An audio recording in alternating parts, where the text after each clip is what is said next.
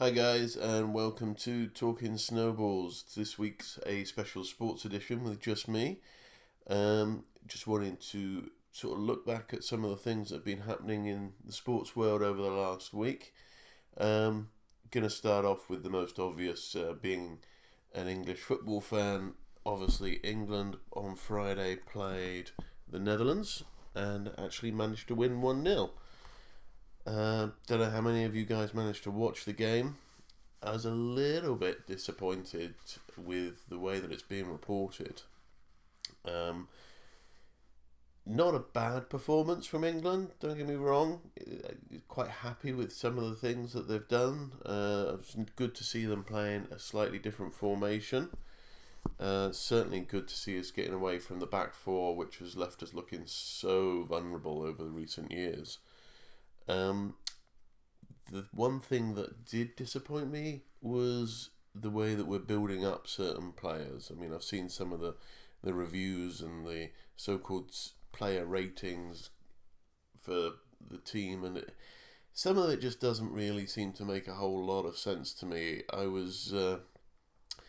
thought certain players did play well. There's no denying that the back three did look more stable, but to be fair, they were never put under any pressure. As I'm sure Das Boost is a wonderful striker for his club, but he's just not going to cut it at international level. You're playing against that. It's slightly different if you're coming up against someone like Diego Costa or Sergio Aguero, isn't it? Let's be honest. Or even a Messi. Can you imagine coming up against a Messi with our back four or back three? I'm not sure how they'd cope compared to that, and yet we seem to be building them up and saying that they did fantastic. It was nice to see him experimenting with like Kyle Walker at the back. Again, not so bad when you're playing a team like Holland, but is he really going to be defensively sound enough when it's coming up against the best teams?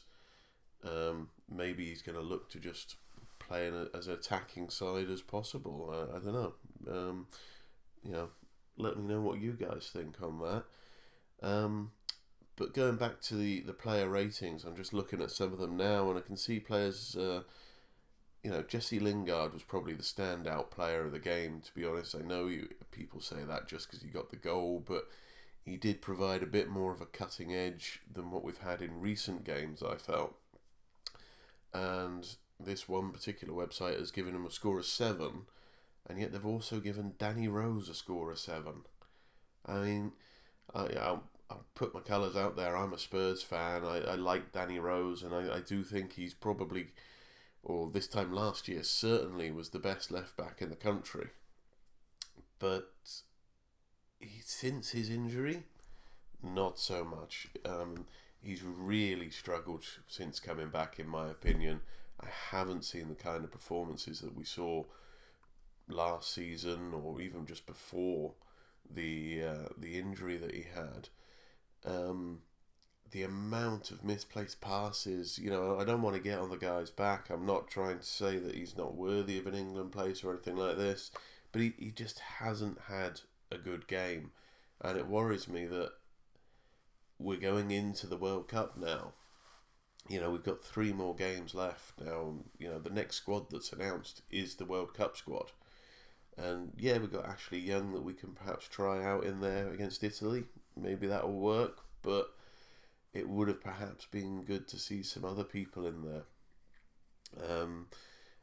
Sessegnon's a little bit too young, still not got that experience playing in the Premier League, but and I know obviously Mourinho has his issues with Luke Shaw at the moment. I don't know the guy's attitude, whether he is as bad as what Mourinho seems to be making out at the minute or not.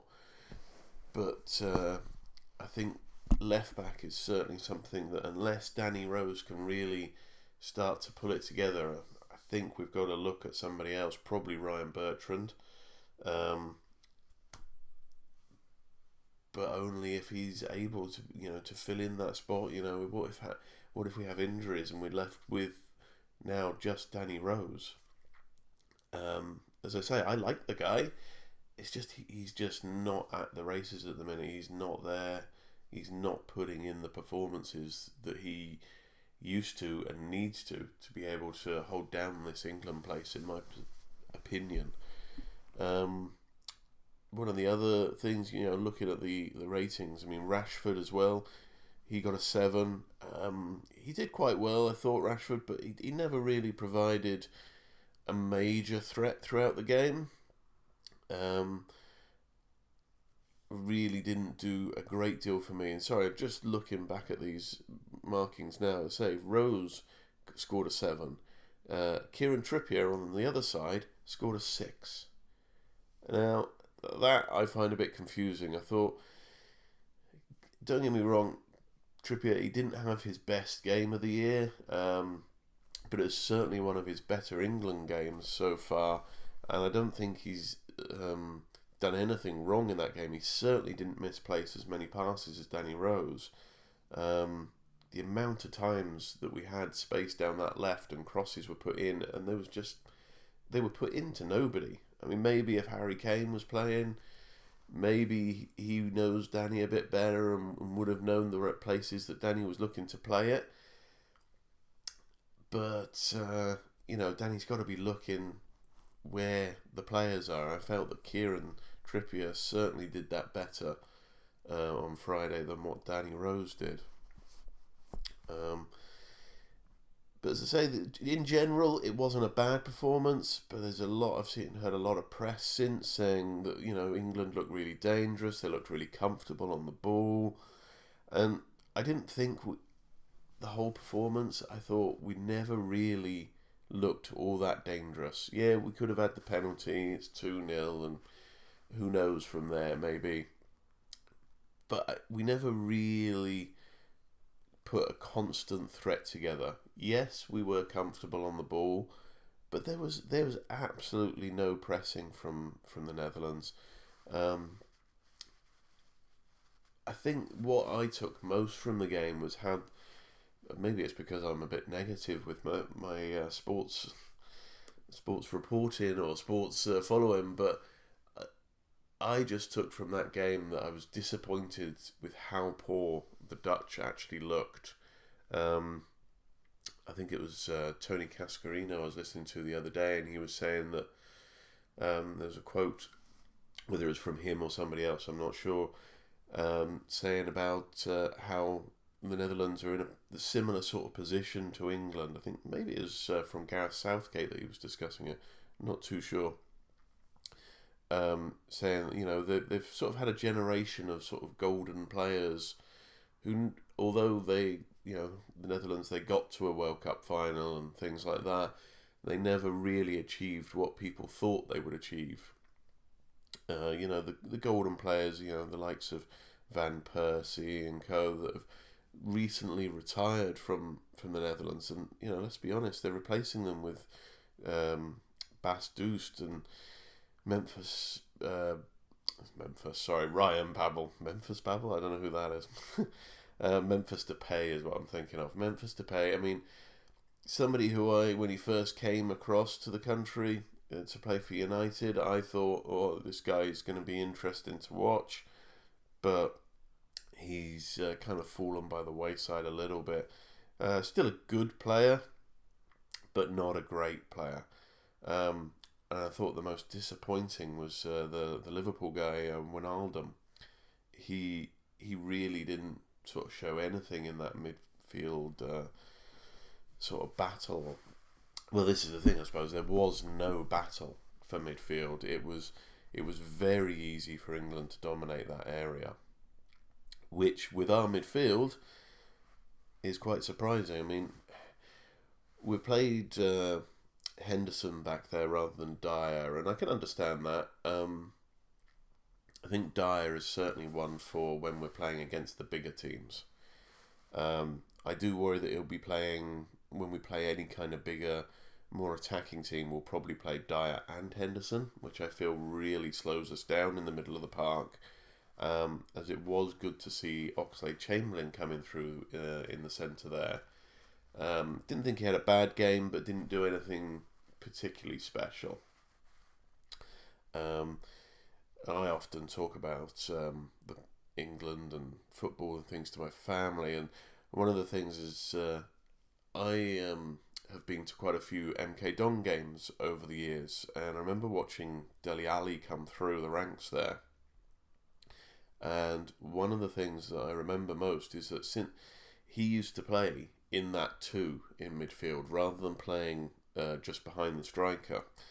I know obviously it's a much lower level, so it's probably slightly easier to play that bit further back and things, but something I'd certainly like to see at Tottenham, to see it tried, and perhaps even, well, definitely I think for England. I think at Tottenham it's maybe slightly different because you've got players like Dembele and co who can sort of fit into that midfield two alongside Dyer a lot more comfortably.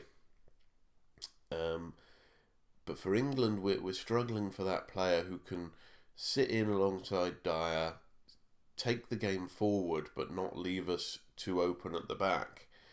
Now, I think it would certainly be interesting, in my view, to see Dele Alli sit in there, and then perhaps have the Lingard or Sterling or somebody like that just sitting in front to provide that extra bit of spark and the extra bit of cutting edge. Because as good as Dele is sitting just behind the striker, he still needs somebody slightly more creative alongside him. And I think in Spurs you have Eriksen sort of sitting in that role, and you've got Lamela coming in and players like that around him to create that extra bit of space, which he is then able to manipulate and provide balls in for Harry Kane and get into areas for goal scoring himself.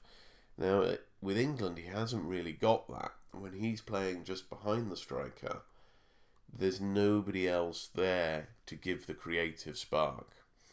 I mean, yes, you have players such as Raheem Sterling, who, for all the abuse he takes, he does provide an extra bit of pace down the sides. But he's not an Eriksen type of player who is going to provide the passes to unlock defences. Whereas if we played Dele Alli just that bit deeper, we've still got players like Lingard and Sterling and Rashford who can all play in just behind Harry Kane, and hopefully if he's fit, which would then provide us with that extra bit of sort of cutting edge. So I think that's pretty much covered my views on the England game. If anybody has anything to say about that or any of that, just leave a comment, get in touch with us, let us know what you think. Now I'm recording this on the Sunday, and obviously I wanted to talk about sport, and I think you can't really do a sports show today of any form without really discussing what's going on in cricket at the minute. It came out just last night. Australia captain Steve Smith and admitted basically completely to ball tampering. Unbelievable scenes really, where I'm trying to look it up now to see who the player was who actually did the tampering, but basically one of their players had an item. There is Cameron Bancroft. He's a batsman for Australia, and he was actually part of a group of players, what they call or Steve Smith has called a leadership group, who planned to tamper with the ball, and it was then carried out by the batsman Cameron Bancroft. And they just quite blatantly used an object to make marks on the ball and to completely cheat. And they've just come out and admitted this just after this South African test, and I find it quite worrying that they seem quite blasé about it. It is blatant cheating. It can't be something that they're allowed to get away with. It does say here that both Steve Smith, the Australian captain, and the vice-captain David Warner have stepped down for the rest of the test series. For the rest of the third test against South Africa. But, I mean, is that really punishment? I mean, if you're caught cheating in something like football or something, you get sent off. These guys, they've just stepped down as captain and vice-captain for the rest of the test. It's the fourth day of the test. I'm not sure. Let's try and bring up some of the statistics to see where we are with the actual game. Must be on here somewhere, but you can't just step down as captain for the rest of the test. They should surely be, kicked out of the test. Okay, here we go. This is the looking here at the scorecard. So South Africa were 311 all out in the first innings, Australia 255 out in their first innings, and now South Africa are 325 for 7. So South Africa are well in the lead at this precise minute, you would say. They got 381 run lead with 3 wickets remaining currently. But what happens, now? I mean, okay, what happens if the likes of Bancroft and Smith bat out all day tomorrow? They manage to put it all together, bat throughout the whole day, and the test's a draw. Okay, so some will argue that the fact that South Africa have substantially outscored Australia in both of their innings so far, the ball tampering hasn't had much effect, but that's not really something that you can throw. I mean, just because somebody, take football as the example again. If somebody dives to win a penalty, just because they missed the penalty doesn't make it okay that they dived. I think there's got to be some serious looking at the way that they're handling this in cricket. You can't just allow the test to continue uninterrupted when there's blatant cheating going on. Just trying to see if there's any other major stories. Obviously, first F1 Grand Prix today. I believe Sebastian Vettel has beaten Lewis Hamilton to win that one. I'll be honest, I'm not a huge F1 fan. It's all become a little bit too predictable for me at the minute. Having said that, I would have said that Hamilton was going to win the Australian Grand Prix, not Vettel, but I haven't seen it. Maybe there's some people out there who can tell me what I'm missing out on and why I should be watching. Obviously yesterday as well, if you're English, I'm sure you've fallen asleep watching the Cambridge-Oxford boat race. I believe Cambridge won that. Nobody really cares. And that's about everything so far this week. Not a huge amount happening. Perhaps we'll do another midweek one after the England-Italy game. Perhaps do a little short podcast there just discussing that game, see how it went. And I think that's everything for today. Okay. And that'll be everything for today's episode. Okay, guys, see you soon.